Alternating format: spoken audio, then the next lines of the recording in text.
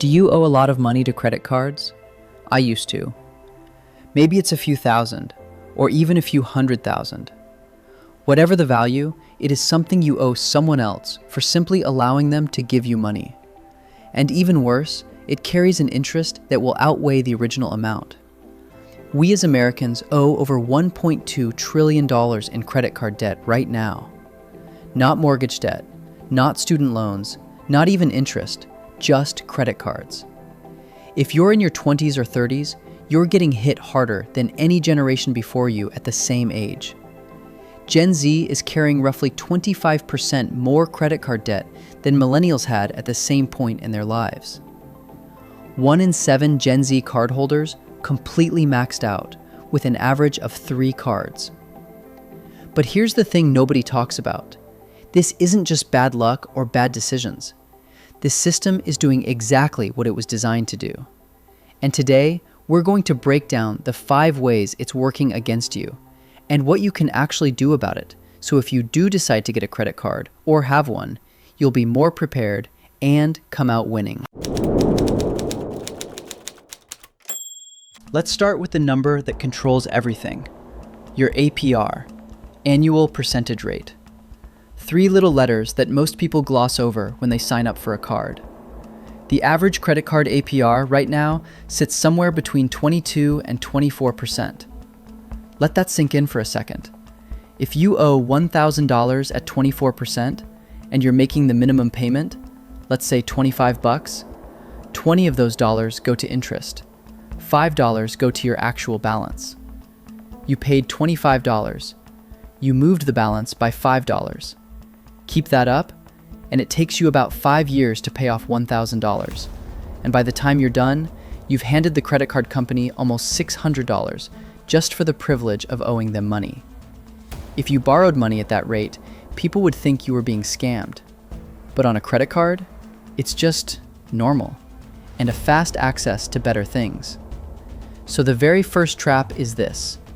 You're playing a game where the most important number on the board is one you probably never looked at.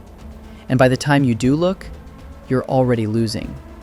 So understand what your APR is, and most of all, how that affects our next topic, the minimum payment. Now, once you're carrying a balance, the credit card company sends you a statement. And right there on the page, it says your minimum payment. Maybe it's $25, maybe $35. Feels manageable, right? That's the point. Because here's what that minimum payment actually does. Take a $5,000 balance at around 18% APR, which is actually lower than what most people are paying right now. If you only make minimum payments, you're looking at roughly 30 years to pay that off. 30 years. And by the time you're done, you'll have paid about $8,400 in interest alone, not including any of the balance you actually used. That's almost triple the original balance. And this isn't some edge case. The federal government's own consumer watchdog, the CFPB, found that the share of cardholders making only minimum payments hit its highest level since at least 2015. Among college students carrying balances, nearly 45% are paying minimums. And this doesn't include their student debts they are generating at the same time. The minimum payment isn't designed to help you get out of debt. It's designed to keep you in debt for as long as possible, while feeling like you're doing the right thing. A side note of fine print to be aware of too. Some credit cards set up 0% interest plans that are purposely set up to not get paid, leaving you paying just the minimum that will backdate your entire interest balance after the given time frame.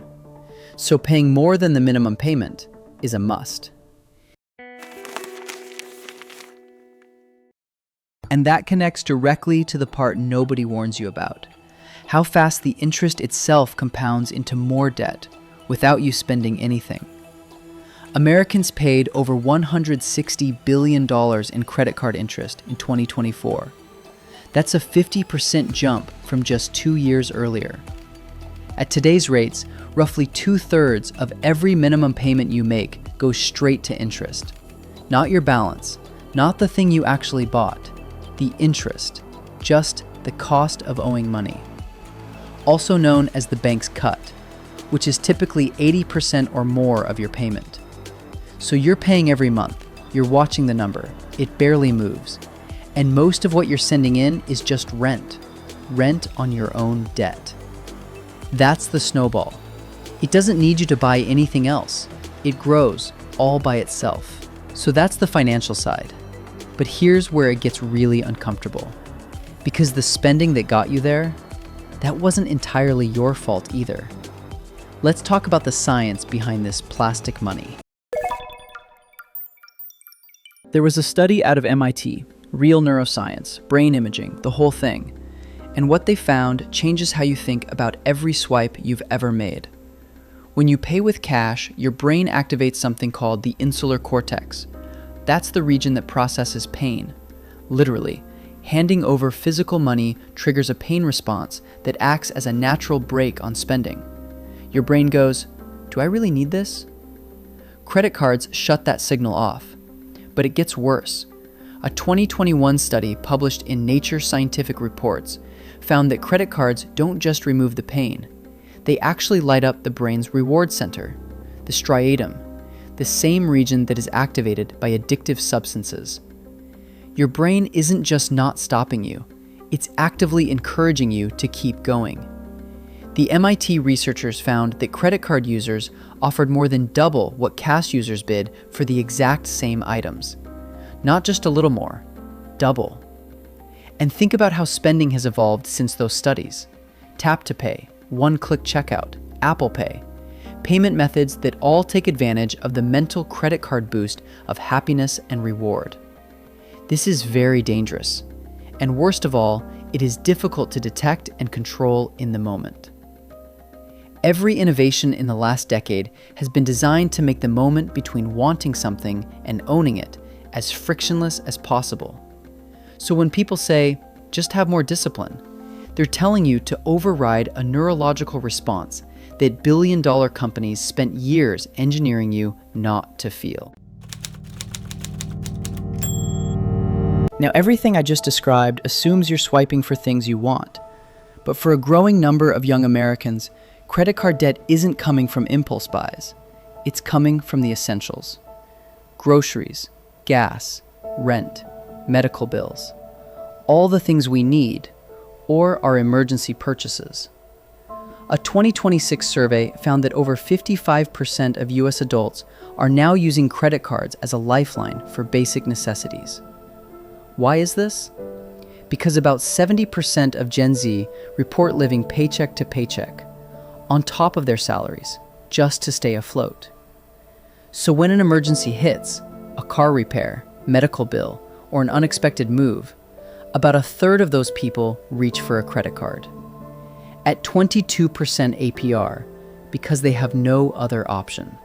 And paying it back can take decades, costing you 5 times more than you spent. And here's where it turns into a spiral.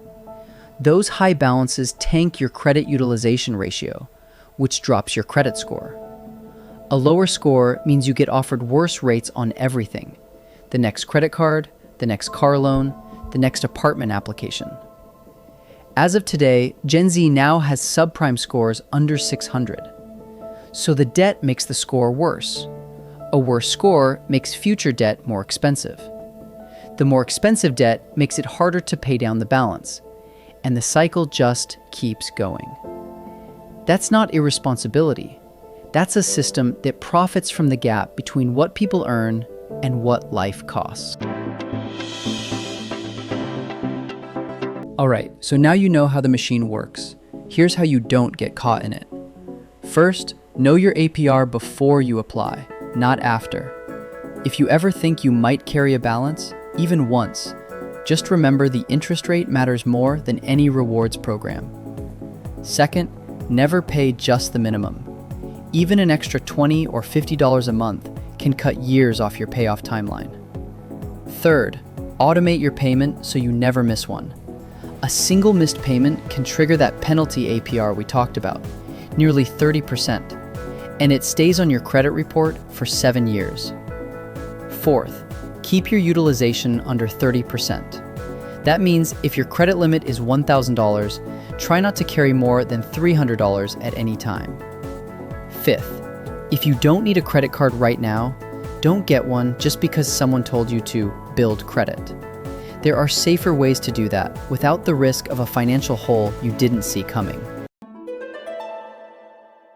The credit card industry makes its money when you don't know the rules. Now you do. If this changed how you think about credit cards, share it with someone who needs to hear it. Drop a comment if any of these points hit home, and subscribe, because this is the kind of financial truth that should have been taught in school, but they don't, because they don't want us to know about it.